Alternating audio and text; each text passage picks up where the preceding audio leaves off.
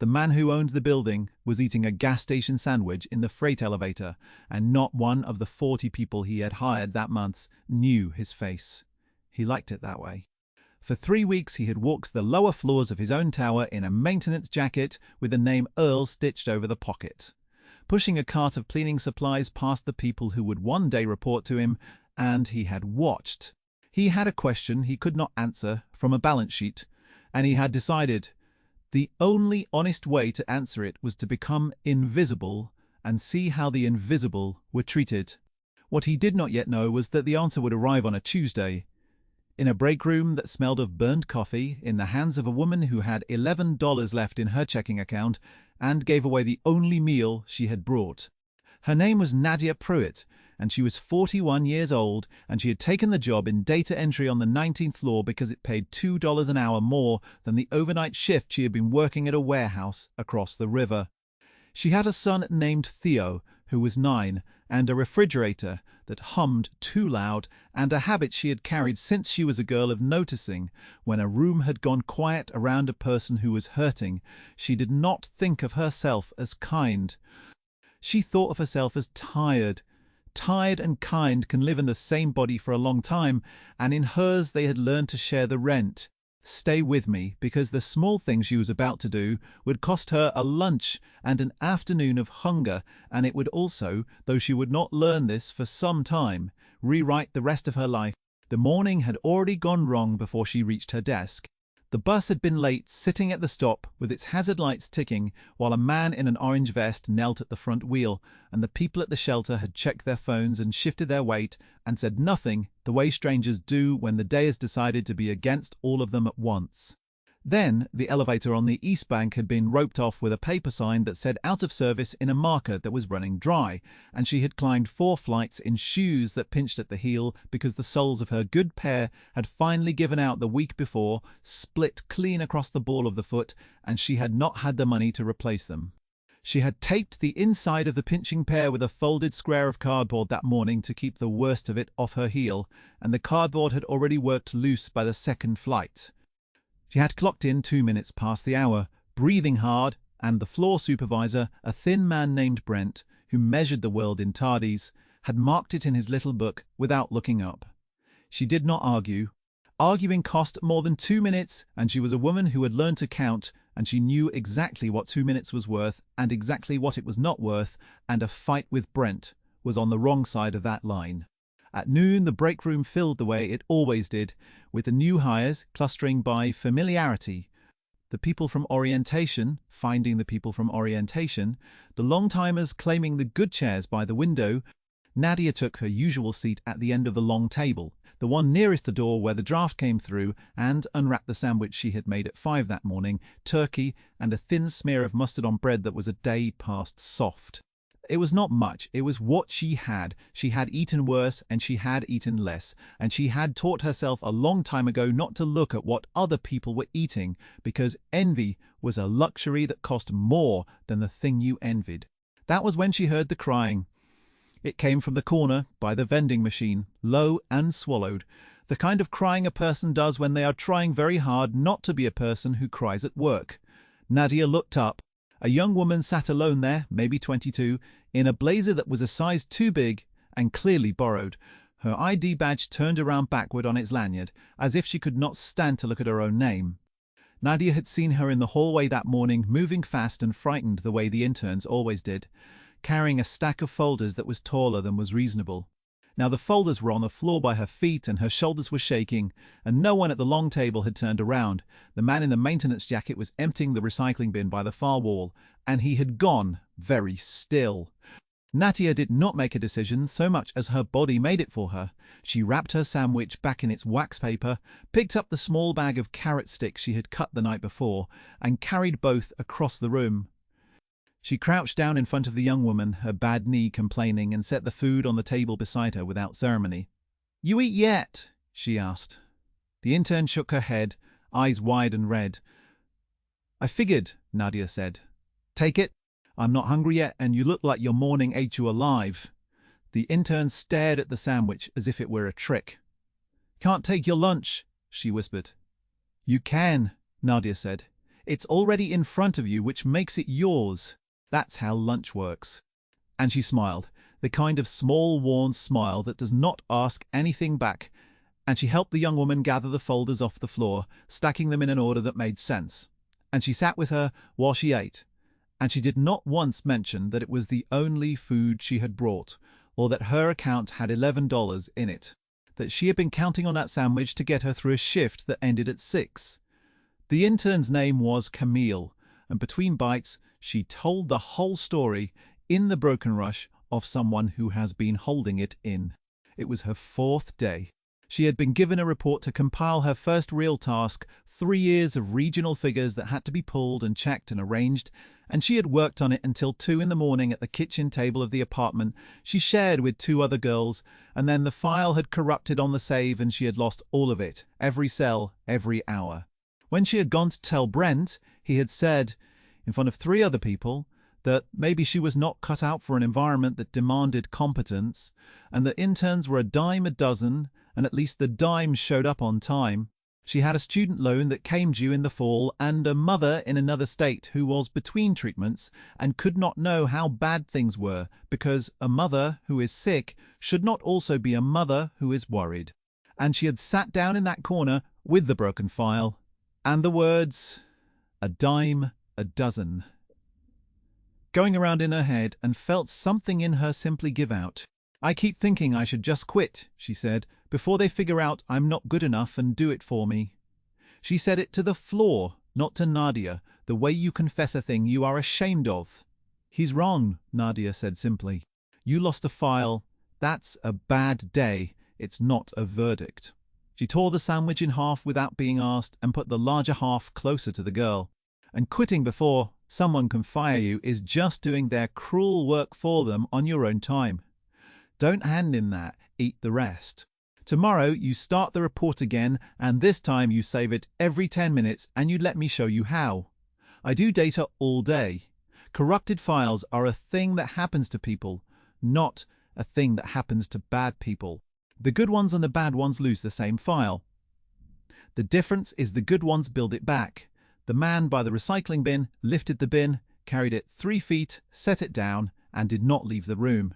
What Nadia did not know, what Camille did not know, what not one person on the 19th floor knew, was that the company they worked for had been quietly acquired 4 months earlier, and that the man who had bought it had grown up the son of a hotel cleaner and had spent his childhood watching his mother be spoken to as if she were furniture, and had promised himself, on the day he signed the papers that made him rich enough to never be spoken to that way again, that he would find out whether the places he owned were kind to the people at the bottom of them.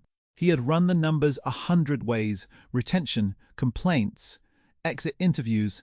The numbers told him nothing he could trust, because people lie on exit interviews and stay silent in complaint boxes when the rent is due.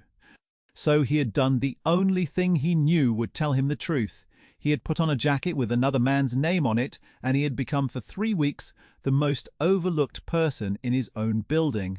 His name was Marcus Vale, and he was 53 years old, and he had watched 39 people walk past Camille that morning. Without slowing down, he had watched one stop.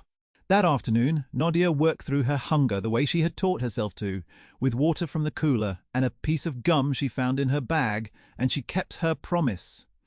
On her 2-minute breaks, she walked to the intern pool and stood at Camille's shoulder and showed her how to set the autosave, how to build the report in pieces so that losing one piece did not lose the whole, how to name a file so you could find it again at 2 in the morning when your eyes were burning. Camille watched her hands and wrote everything down. By the end of the day, the report existed again, cleaner than the first version, and Camille walked out of the building taller than she had walked in. Nadia took the bus home with her stomach folding in on itself, and she did not feel like a hero, because heroes get fed at the end, and she still had $11 and a son to feed before herself. She made Theo a plate of rice and beans and the last 2 chicken thighs, browning them slow in the one good pan so the skin went crisp the way he liked, and she told him she had eaten at work, which was the kind of lie that mothers tell and God forgives, and she watched him do his homework at the kitchen table under the loud refrigerator, his pencil moving, his tongue between his teeth in concentration the way it had been since he was small, and she thought, the way she did most nights, that as long as he was fed and warm and learning, she could manage the rest. She did not know she was being thought about 2 miles away in a penthouse where a 53-year-old man sat at a window and could not stop seeing a woman crouched down on a bad knee for a stranger. The next morning, Marcus came back in the maintenance jacket because he was not finished. One act of kindness could be a fluke, a good mood, a person showing off for an audience. He wanted to know what Nadia did when she thought no one was keeping score. So he watched her for 3 more days, and what he saw was not a performance. It was a habit so deep she did not seem aware of it. She was the one who refilled the coffee when it ran out instead of leaving the empty pot for the next person, rinsing the carafe at the little sink and setting the machine going again without a sigh, without a comment, the way a person does a thing they have decided is simply theirs to do. She was the one who noticed the custodian, the real one, the man whose jacket Marcus had borrowed the idea of, a heavy-set man named Wallace with a brace on one wrist, struggling with a cart whose front wheel had jammed sideways in the carpet seam. She crouched and worked the wheel loose with her thumbs, and she held the door for him, and she asked after his daughter by name, asked whether the girl's asthma had settled with the new inhaler, and listened to the answer as if it were the only thing happening on the floor. She was the one who, when a temp worker 3 desks down named Priya got a call that her childcare had fallen through and sat frozen at her screen with her hand over her mouth, quietly rolled her chair over and said she would cover the woman's queue for an hour so the count would not come up short, and asked nothing for it and mentioned it to no one, and went back to her own work 2 minutes behind and made the 2 minutes up by skipping the bathroom. Marcus saw all of it from behind a cart in the soft grey invisibility of a man whose job was to disappear. He saw that she did the small things the same way. 4 in the afternoon when the floor was thin and tired and nobody was watching, as she did them at 10 in the morning when the supervisor walked the aisles. He saw that her kindness had no audience setting. It ran at one speed all day the way a good clock runs, and the clock does not care whether anyone is in the room to read it. She had no idea whose attention she had caught, and he had no intention of telling her yet. Brent had noticed something too, though, and what Brent had noticed was that the maintenance man kept turning up on the 19th floor. And Brent was the kind of man who guarded his small kingdom against anything he could not place. On the 4th day, he stopped Marcus by the supply closet and asked him what his business was up here, and told him the cleaning crew worked nights, and that he did not want maintenance staff loitering where the real employees were trying to work. Marcus apologized in the soft, flat voice of a man used to being moved along, and he gathered his cart, and he went. He did not pull rank, he filed the moment away. He had learned more about Brent in 30 seconds than any performance review could have told him, and he had learned it the way Nadia learned things, by being treated as if he did not matter and watching who did the treating. The thing about being invisible, Marcus had come to understand, was that it was the most honest mirror in the world. People showed you exactly who they were when they were certain you would never be in a position to repay either the kindness or the cruelty. Nadia had passed a test she did not know she was taking, every single day for a week, in a building she did not know he owned. And Brent had failed, one he did not know existed. On Friday, the whole company received an email. There would be an all-staff meeting Monday morning in the atrium, mandatory, no exceptions, and the new owner of the company would be present to address everyone for the first time. The 19th floor buzzed with it. Speculation moved desk to desk like weather. Some said layoffs, some said a buyout bonus. Brent walked the aisles with his chest out, reminding everyone to dress sharp, to be early, to make the floor look like a floor he ran well, and he made a point of telling the interns to stay in the back and not embarrass anyone. Camille, who had spent the week becoming someone who saved her files every 10 minutes, found Nadia at the coffee station and asked her if she was nervous. Nadia laughed, tired and warm. "Honey, I've been to harder meetings than a man in a suit saying hello. I once had a landlord and a caseworker in the same room. Monday's going to be fine." Over the weekend, Nadia's washing machine died. It was the kind of small catastrophe that is only small if you have a credit card, and she did not. She spent Saturday in the laundromat on the corner with Theo, feeding quarters into a machine and watching the rain come down outside. The place smelled of dryer sheets and warm lint, and the fluorescent tubes overhead buzzed in a way that the loud refrigerator at home would have recognized as kin. Theo sat on the folding counter with a library book about deep-sea fish, reading her the strange names of things that lived where no light reached, the anglerfish that made its own lantern, the creatures that glowed in the cold dark a mile down, and she listened and, folded towels still warm from the dryer, and thought that her son was the kind of boy who found wonder at the bottom of the sea, and that the least she could do was keep him from learning too young what it was like to live down there. She counted her money again, the way she counted it every weekend, the bills laid flat, in the zippered part of her wallet, the coins sorted by feel. She did the arithmetic that working people do, the arithmetic of which thing can wait and which thing cannot, and she decided that the washing machine could wait if she washed by hand, in the meantime in the bathtub with the cheap detergent, and that Theo's field trip, which cost $18, could not wait, because a boy only gets to be 9 once, and the museum trip was the thing he had talked about for a month. He had told her there was a whole room of ocean there, a tank you could stand inside of, and he had said it 3 times that week with the same light in his face. She gave him the $18 in an envelope on Sunday night, counted out in ones and a single 5, and she watched his face when he opened it, and she thought that was a fair trade. $18 for that face. And she went to bed not knowing that her Monday was about to become the kind of Monday people tell their grandchildren about. The atrium of the tower had a ceiling 4 stories high and a floor of pale stone, and on Monday morning it held nearly 600 people, whole company packed in shoulder to shoulder under the cold light coming through the tall glass. A small platform had been set up at the front. Nadia stood near the middle with Camille beside her, because Camille had found her in the lobby and stuck close the way a young person sticks close to the one adult in a building who has been kind to them. Brent stood near the front in his sharpest suit, rehearsing in his head the warm professional things he would say if the new owner happened to ask him about his floor. At 9 exactly, a man walked out onto the platform, and for a moment nobody reacted, because the man wore a charcoal suit that fit him the way money fits, and a quiet watchfulness and a face that several hundred people were seeing for the first time. Then a sound moved through the crowd, a low wave of recognition, starting near the back where the custodial staff stood, because they knew that face.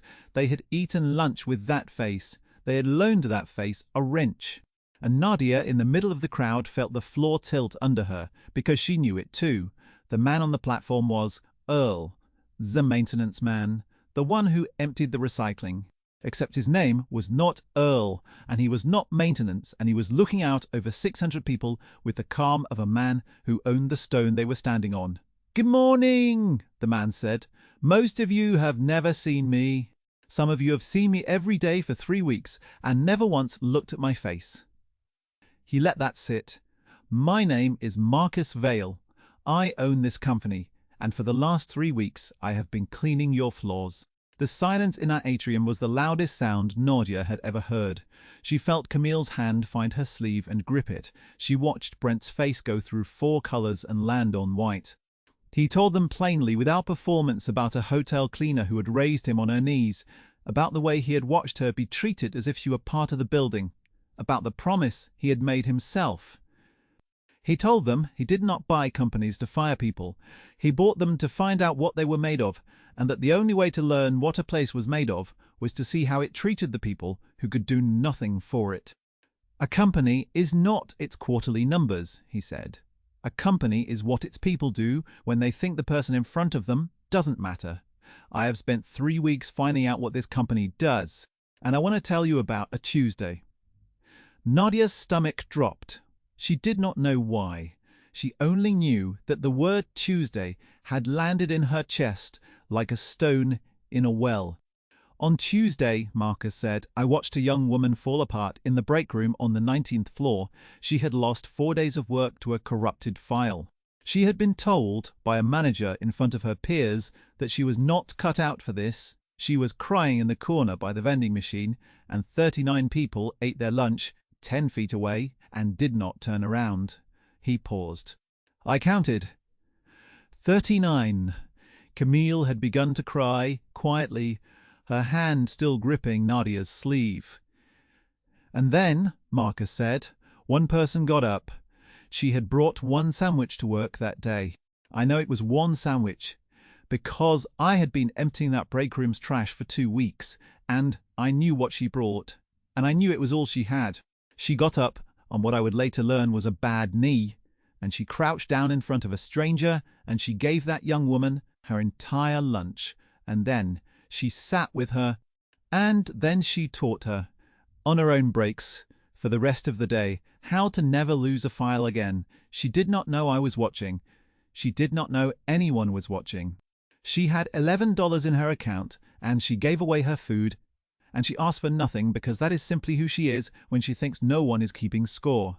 600 faces had begun to turn slowly, looking for the person he was describing, and Nadia felt the heat climb her neck, and she wanted, more than she had wanted anything in years, to disappear into the pale stone floor. "I am not going to make her come up here," Marcus said gently, and Nadia felt the whole room exhale on her behalf.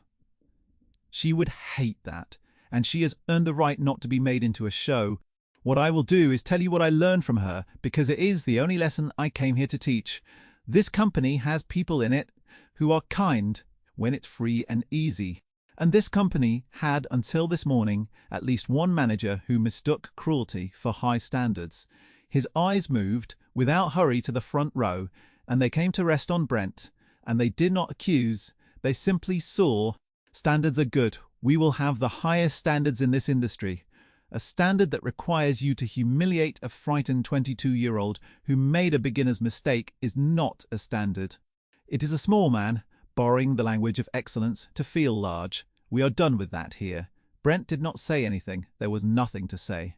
Everyone around him had taken a small step back, the way people do, and he stood alone in his sharp suit in a circle of polished floor, and the silence did the work that no shout ever could. Marcus did not fire him from the platform. That was not the kind of man he was, and it was not the kind of justice the morning was reaching for. He simply said that there would be changes in how the company defined leadership, that managers would be evaluated, going forward, not only on what their teams produced, but on how their teams were treated, and that the first review would begin that week. Then he moved on, because the morning was not about Brent. The morning, it turned out, was about a woman. In the middle of the crowd, who was praying to be left alone, he almost let her be. He had meant to. There are some things a just man cannot leave undone, though, and so at the end, after he had thanked them and told them the meeting was over, he asked if she would do him the honor of seeing him in his office before she went back to her desk. And he said her name. He said, "Nadia Pruitt, if you're willing." And the crowd turned fully toward her. Then 600 people, and instead of the dread she expected, what came was a sound she would remember for the rest of her life. They began to clap. The custodial staff started it, Wallace and the night crew, and the ones who knew what it was to be invisible, who had eaten lunch beside a man they thought was one of them, and it moved through the atrium like a tide coming in, row by row, until the 4-story room was full of the sound of 600 people on their feet. Camille was crying and clapping at the same time, both hands going, the borrowed blazer forgotten, and a woman Nadia had never met 2 rows up reached back and squeezed her shoulder, and Wallace caught her eye across the crowd and put his good hand flat over his heart. Nadia stood in the middle of it with her hand pressed to her mouth, a working woman in a pilled cardigan and shoes that pinched, being seen at last by every person in the building, and not one of them was looking at her the way the world had taught her to expect to be looked at. The office on the top floor had a view of the whole grey city and a desk the size of Nadia's kitchen, and Marcus came around it to shake her hand instead of making her cross the room to him, which she noticed because she noticed things. There was a photograph on the credenza behind him, the only personal thing in a room of glass and clean lines, a faded picture of a woman in a hotel uniform standing in front of a service cart, not posed, caught mid-task, and Nadia understood without being told whose mother that was. "I owe you an apology," he said. "I watched you go hungry for an afternoon, and I did nothing, because I had to be sure. I had to know you were the same person on Wednesday that you were on Tuesday. I'm sorry I let you skip a meal to satisfy my own need, to be certain." Nadia found her voice, which was not the voice of a woman overawed by a corner office, because she had decided a long time ago that no room and no man got to make her feel small. She had stood in worse rooms than this one and been made to feel like a number on a form, and she had walked out of every one of them with her back straight. "You don't owe me anything," she said. I'd have given her that sandwich if you'd been the actual janitor and nobody had ever found out. That's the whole point of it. It doesn't count if you only do it when someone's watching. Marcus looked at her for a long moment, and something in his face changed, the way a man's face changes when a thing he hoped was true turns out to be true. He glanced once at the photograph on the credenza and then back at her. "That," he said, "is exactly why I asked you up here. My mother used to say almost the same words. She said the measure of a person is what they do for someone who can't pay them back. I spent 30 years building all of this, trying to make sure no one would ever look through her again. And in 3 weeks of pushing a cart around my own building, you were the one person who looked at the man with the trash and saw a man." He did not offer her money. He understood, the way few rich men understand, that a check would have turned the thing she had done into a transaction, and that the surest way to insult a gift is to pay for it. Instead, he offered her something she had stopped letting herself imagine. He told her the company was building a new program, a training and mentorship division for entry-level staff and interns, the people most likely to be crushed in their first year by the Brents of the world, and that he had been looking for 3 weeks for the right person to lead it, and that he had found her in a break room giving away her lunch. He offered her the job. He named a salary that made the loud refrigerator and the dead washing machine and the $11 dissolve into the past tense where they belonged. And he told her the first person she could hire onto her team, if she wanted, was a young woman named Camille, who had learned over one hard week exactly what it felt like to be saved by someone who had no reason to bother. Nadia did not gloat. She did not even celebrate, not then. She sat very still in the chair across from the desk, and she thought about Theo and the field trip and the $18 and the rice and beans and all the nights she had told a small lie about having eaten at work, and she let herself understand slowly that those nights were over. And then she did the only thing that felt true. She bowed her head and she was quiet for a moment, the way her mother had taught her to be quiet when something larger than yourself has just moved through the room, and when she lifted her head, her eyes were wet, and all she said was, "Thank you. Lord, thank you." And Marcus, the son of a hotel cleaner who had spent 3 weeks in another man's jacket looking for exactly this, had to turn toward the window for a moment himself. She took the job. Of course she took the job.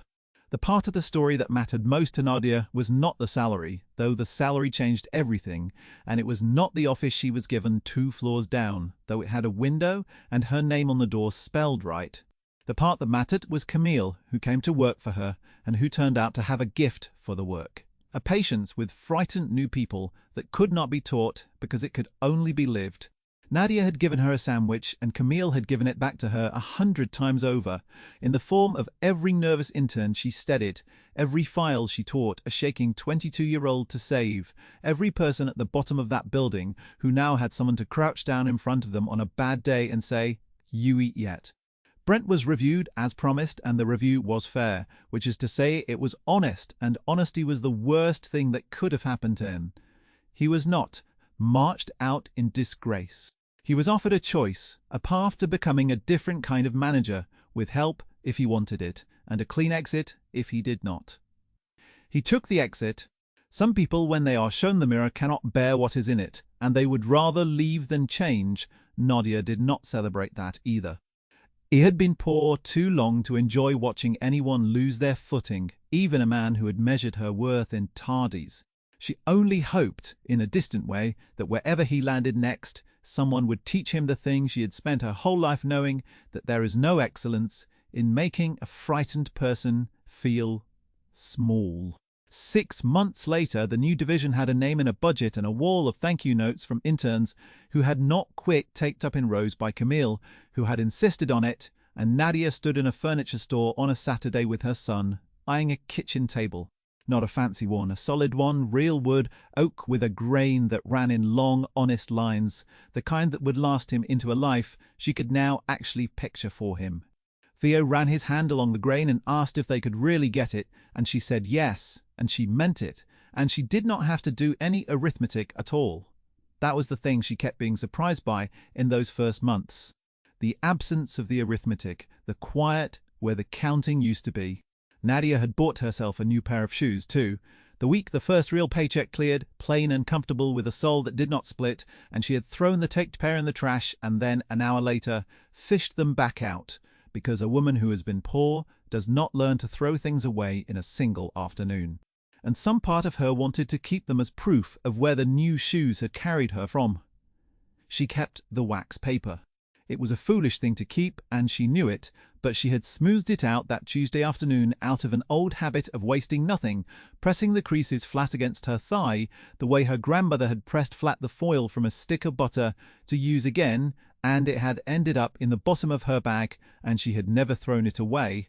She kept it in the drawer of her new desk, the one with her name on the door spelled right, tucked beneath a stapler she rarely used, and, on the hard mornings, the ones that still came because hard mornings never fully stopped coming, she would slide the drawer open and look at it.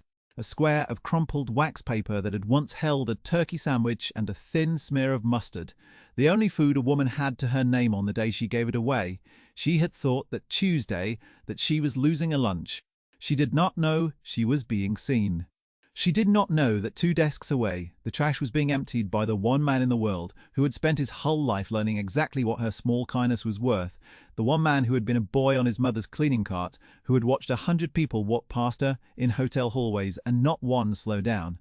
She had crouched down on a bad knee because a stranger was crying and nobody else had turned around, and she had asked for nothing, and she had gone home hungry and told her son a small, kind lie about having eaten, and the world, which keeps a longer memory than people believe, had been keeping count after all. Theo set the new table in the kitchen himself, sliding it under the loud refrigerator that she had not yet replaced because she had grown fond of it, the way you grow fond of a thing that kept you company through the lean years. He did his homework on the real wood that night, and she watched him, and the kitchen was warm, and the table was solid, and her son was fed, and she was no longer pretending she had eaten. If this story moved you, take a moment to think of the person who crouched down for you once when no one else turned around, and tell them you remember. There are more stories like this one of quiet people finally seen, and the next one is waiting for you. Nadia did not need a story, though. She had the table, and the boy, and the square of wax paper in the drawer, and the certain knowledge earns the long, hard way that the smallest thing you do when you think no one is watching is sometimes the exact thing that comes back to carry you home.